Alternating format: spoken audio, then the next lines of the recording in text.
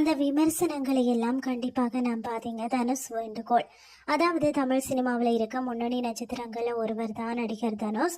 இவரது நடிப்பில் தான் கடைசியாக குபேரா திரைப்படம் வெளியாகி இருந்தது. ஆனால் படம் சரியாக வரவேற்பை பெறலன்னு தான் சொல்லணும். அடுத்த தனுஷின் நடிப்பில் இட்லி கடை திரைப்படம் தயாராக இருக்கிறது. 2 வாரங்களில் வெளியாகி இருக்கிறது. அக்டோபர் 1 வெளியாகும் இட்லி கடை படத்தின் ட்ரெய்லர் சமீபத்தில் ரிலீஸ் ஆனது.